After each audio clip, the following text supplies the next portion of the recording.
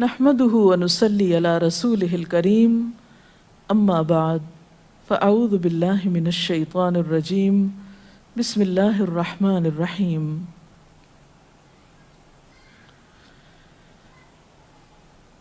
ایک پاکیزہ معاشرہ اسی وقت وجود میں آ سکتا ہے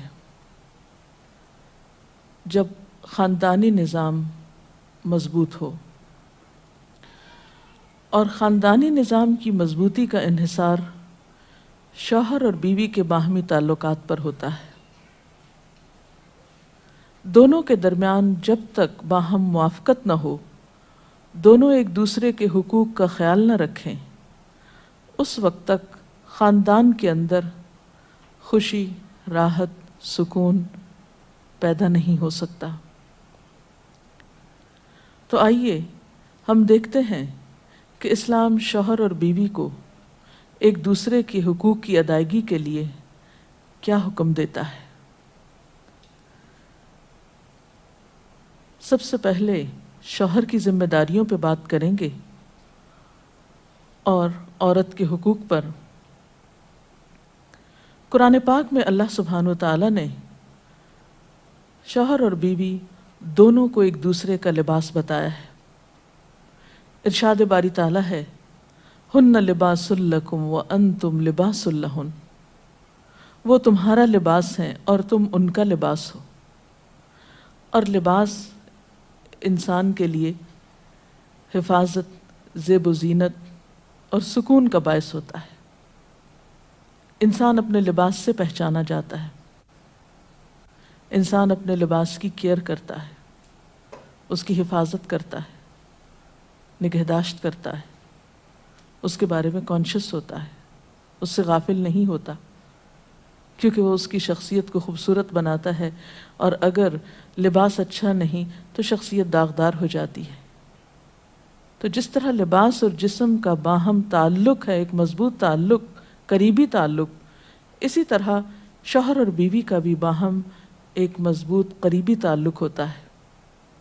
اس لیے دونوں جب تک ایک دوسرے کے حقوق ادا نہ کریں، دونوں ایک دوسرے کا خیال نہ رکھیں، تو کوئی بھی خوشگوار خاندان جنم نہیں لے سکتا۔ تو آئیے دیکھتے ہیں کہ اس سلسلے میں اسلام کی تعلیمات کیا ہیں۔ سب سے پہلے شوہر کو یہ تلقین کی گئی کہ وہ بیوی کے ساتھ اچھا سلوک کرے۔ قرآن پاک میں اللہ تعالیٰ فرماتے ہیں، وَعَاشِرُوهُنَّ بِالْمَعْرُوفِ، اور ان عورتوں کے ساتھ معروف طریقے سے، بھلے طریقے سے زندگی بسر کرو۔ حجۃ الوداع کے موقع پر نبی صلی اللہ علیہ وسلم نے مردوں کو تلقین کرتے ہوئے فرمایا، لوگو سنو، عورتوں کے ساتھ اچھے سلوک سے پیش آؤ، کیونکہ وہ تمہارے پاس قیدیوں کی طرح ہیں۔ تمہیں ان کے ساتھ سختی کرنے کا کوئی حق نہیں سوائے اس صورت کے جب ان کی طرف سے کھلی ہوئی نافرمانی سامنے آئے۔ اسی طرح آپ نے اپنے اس خطبے میں یہ بھی فرمایا کہ دیکھو سنو، تمہارے کچھ حقوق تمہاری بیویوں پر ہیں، اور تمہاری بیویوں کے کچھ حقوق تم پر ہیں۔ تمہارا حق ان پر یہ ہے کہ وہ تمہارے بستروں کو ان لوگوں سے نہ روندوائیں جن کو تم ناپسند کرتے ہو، اور تمہارے گھروں میں ایسے لوگوں کو نہ آنے دیں جن کا آنا تمہیں ناگوار ہو، اور سنو، ان کا تم پر یہ حق ہے کہ تم انہیں اچھا کھلاؤ اور اچھا پہناؤ۔ اسی طرح اسلام شوہر کو یہ حکم بھی دیتا ہے کہ وہ بیوی کے ساتھ خوش گمان رہے۔ اور اگر دیکھا جائے تو انسانی گمان اور انسانی سوچ انسان کے عمل کی بنیاد بنتی ہے۔ آپ کسی کے ساتھ بھی اچھا سلوک اسی وقت کر سکتے ہیں جب آپ اس کے بارے میں حسن ظن رکھتے ہوں، اس کے بارے میں اچھی سوچ رکھتے ہوں، اس کے لیے برا نہ چاہتے ہوں۔ اسی لیے ہم دیکھتے ہیں کہ قرآن پاک میں اللہ سبحانہ وتعالیٰ تنقین فرماتے ہیں کہ فَإِن كَرِهْتُمُوهُنَّ فَعَسَىٰ أَن تَكْرَهُوا شَيْئًا وَيَجْعَلَ اللَّهُ فِيهِ خَيْرًا كَثِيرًا، کہ اگر وہ تمہیں کسی وجہ سے ناپسند بھی ہوں تو ہو سکتا ہے کہ ایک چیز تمہیں پسند نہ ہو، مگر اللہ تعالیٰ نے اسی میں تمہارے لیے بہت کچھ بھلائی بنا رکھی ہو۔ اس مفہوم کو آپ صلی اللہ علیہ وسلم نے ایک حدیث میں یوں بیان کیا ہے کہ کوئی مومن اپنی مومنہ بیوی سے نفرت نہ کرے، اگر بیوی کی کوئی عادت اس کو پسند نہیں تو ہو سکتا ہے کوئی دوسری خصلت اس کو پسند آ جائے۔ اسی طرح بیوی کے ساتھ عفو درگزر کی روش اختیار کرنے کا بھی حکم دیا گیا ہے، کیونکہ گھر میں 100 معاملات ایسے ہو سکتے ہیں جن میں دونوں کو ایک دوسرے سے اختلاف ہو، یا ایک دوسرے کی کوئی بات ناپسند ہو، یا ایک دوسرے کی طرف سے کچھ زیادتی ہو۔ تو ایسی صورت میں جب تک معاف کرنے کی روش پر عمل نہ کیا جائے بہتری نہیں ہو سکتی، کیونکہ انسان تو خطا کا پتلا ہے، غلطی تو اس سے ہوگی۔ اس لیے قرآن پاک میں خاص طور پر اہل ایمان کو حکم ہے، یا ایھا الذین آمنوا ان من ازواجکم و اولادکم عدوا لکم، اے لوگو جو ایمان لائے ہو، تمہاری بعض بیویاں اور اولاد تمہارے دشمن ہو سکتے ہیں، فاحذروہم، ان سے محتاط رہو، وَإِن تَعْفُوا وَتَصْفَحُوا وَتَغْفِرُوا فَإِنَّ اللَّهَ غَفُورٌ رَحِيمٌ، پھر اگر تم معاف کر دو، بخش دو، عفو درگزر سے کام لو، تو بے شک اللہ تعالیٰ بھی غفور الرحیم ہے۔ معاف کرنے کے لیے یہاں پر 3 الفاظ ایک جگہ پر استعمال ہوئے ہیں، تعفو، تصفحو، تغفرو۔ اس سے آپ اندازہ لگا سکتے ہیں کہ کس قدر تاکید ہے معاف کرنے کی، اور ایک اچھا گھرانہ معاف کیے بغیر ایک دوسرے کو وجود میں آ ہی نہیں سکتا۔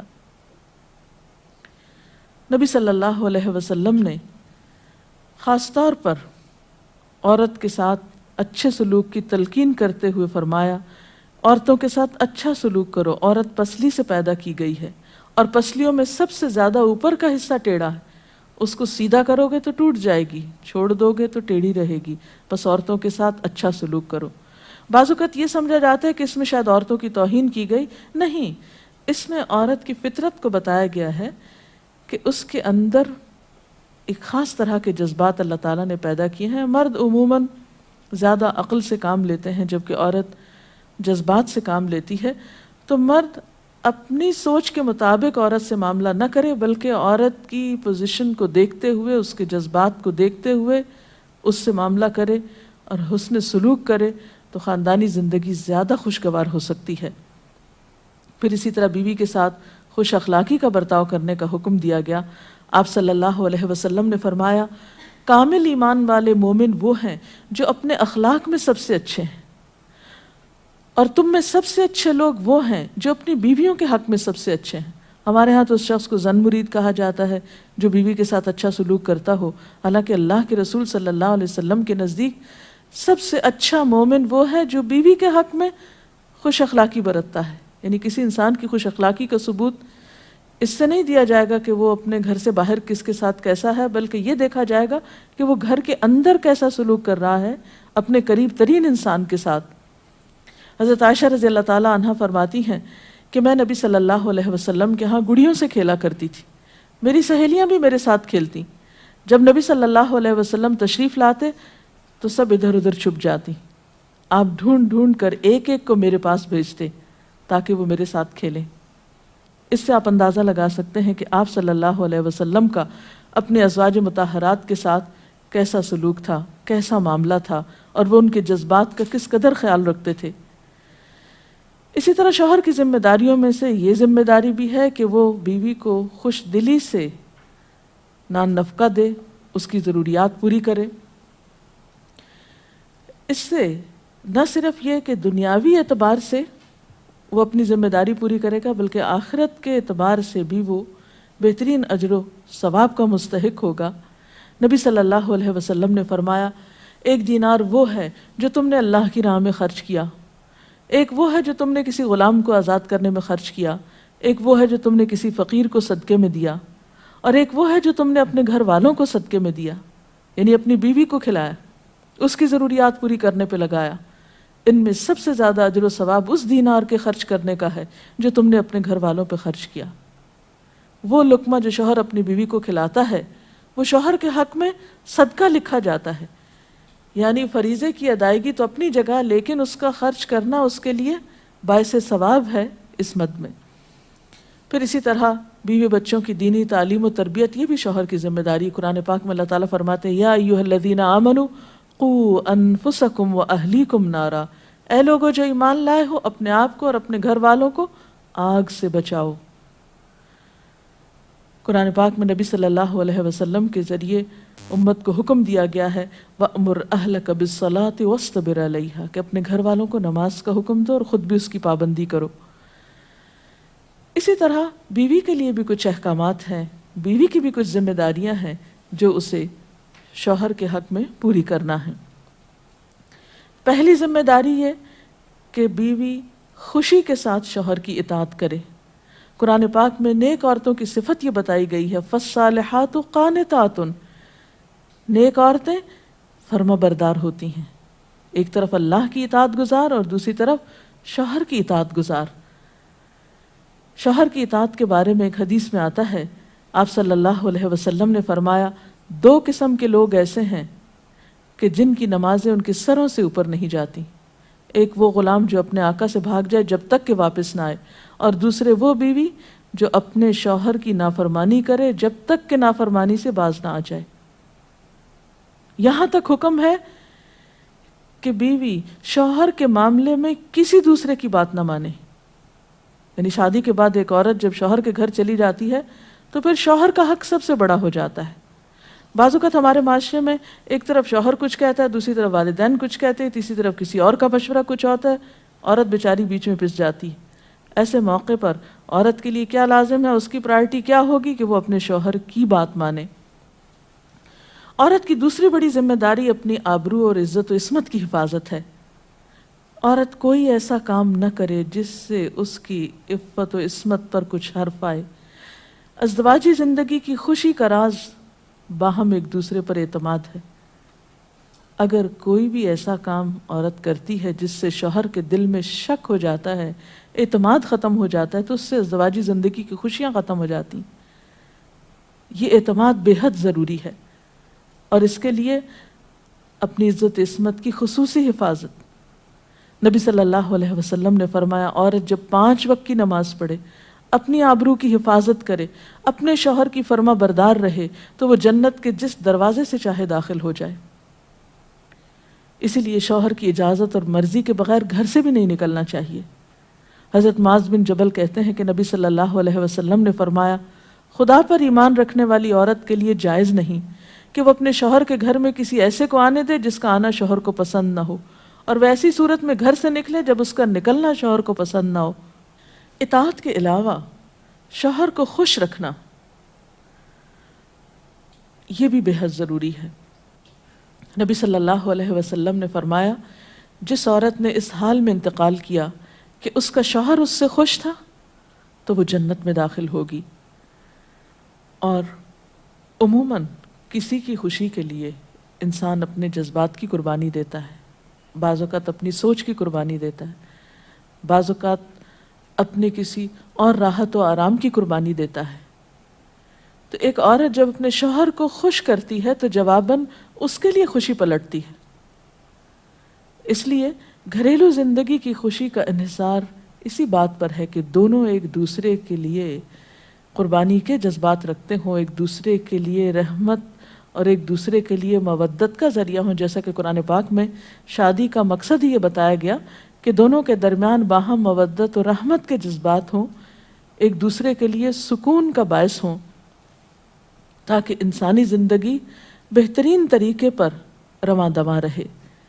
اسی طرح شوہر سے محبت کا اظہار کرنا، اس کے ساتھ وفادار رہنا، اس کا احسان ماننا یہ بھی بے حد ضروری ہے.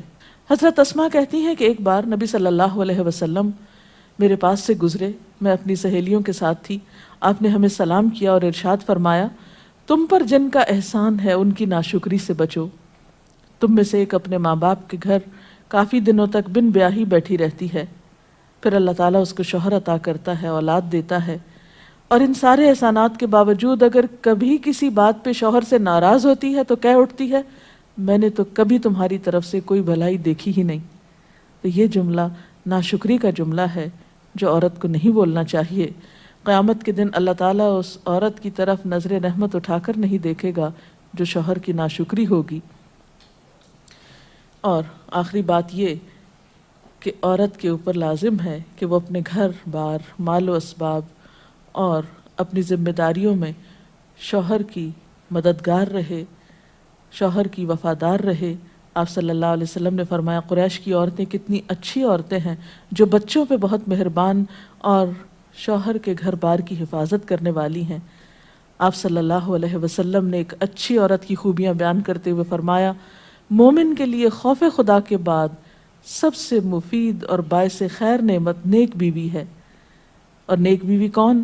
جب وہ شوہر اسے کسی کام کے لیے کہے تو خوشی سے کر دے، جب اس پہ نگاہ ڈالے تو اسے خوش کر دے، جب اس کے بھروسے پہ قسم کھائے تو وہ اس کی قسم پوری کر دے، جب وہ کہیں چلا جائے تو اس کے پیچھے اپنی عزت و آبرو کی حفاظت کرے، اور شوہر کے مال و اسباب کی اور ان سب چیزوں کی نگرانی میں شوہر کی خیر خواہ اور وفادار رہے، اور اس کے ساتھ ساتھ اپنی صفائی، زیبائش اور سلیقہ مندی کا بھی ثبوت دے۔ اس سلسلے میں اگر آپ کے ذہن میں مزید کچھ سوالات ہوں تو آپ کر سکتے ہیں۔ اگر والدین اور شوہر دونوں میں سے کسی ایک کی بات ماننے کا جیسے وقت ہو تو پھر کس کی بات پہلے مانی جائے گی؟ شادی کے بعد شوہر کی بات ماننا زیادہ ضروری ہے بنسبت کسی اور کے، کیونکہ واضح طور پر آتا ہے کہ عورت شوہر کے معاملے میں کسی دوسرے کی بات نہ مانے۔ اگر شوہر کوئی ایسا حکم دے جو کہ شریعت کے خلاف ہو تو کیا اس کا حکم ماننا چاہیے؟ شریعت دین کے خلاف؟ یہ تو ایک اصول ہے، لا طاعت لمخلوق فی معصیت الخالق، کہ کسی مخلوق کی یعنی کسی انسان کی اطاعت جائز ہی نہیں جہاں اللہ کی نافرمانی ہو رہی ہو۔ یہ تو ایک واضح اور طے شدہ بات ہے، اس لیے جہاں اطاعت کی بات ہوگی وہ معروف میں ہوگی، نیکی اور بھلائی کے کاموں میں ہوگی، شر میں اور برائی میں نہیں ہوگی۔ اگر کسی کا شوہر ناراض اس کا انتقال ہو جائے، وہ ناراض ہو اس کا انتقال ہو جائے، ایسی بیوی کیا کرے؟ بعد میں شوہر کے لیے دعا مغفرت کرے، اس کی طرف سے صدقہ خیرات کرے تو انشاءاللہ اللہ تعالیٰ معاف کرنے والا ہے۔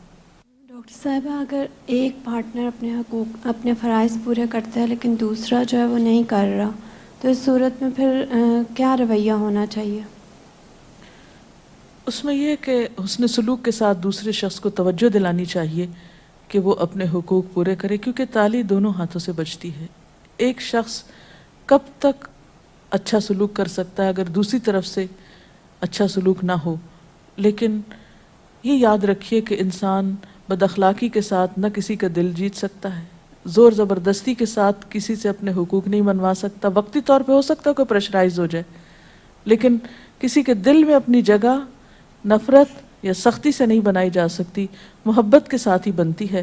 اس لیے صبر سے کام لینا چاہیے، اس معاملے میں جلد بازی نہیں کرنی چاہیے، اور دوسرے کو اپنے اخلاق کے ساتھ درست کرنے کی کوشش کرنی چاہیے، کیونکہ شوہر اور بیوی کا باہم تعلق جو ہے وہ بنیادی طور پر ہے ہی محبت کا تعلق۔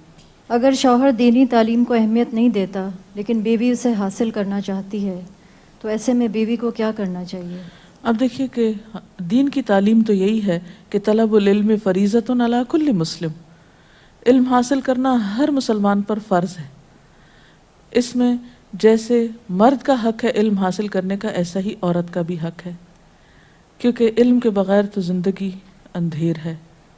نہ انسان دنیا میں صحیح طور پر زندگی بسر کرتا ہے اور آخرت میں بھی وہ کیسے حساب کتاب دے سکتا ہے جب اس کو پتہ ہی نہیں کہ اس کی ذمہ داریاں کیا ہیں، اسے کیا کرنا چاہیے اور کیا نہیں کرنا چاہیے۔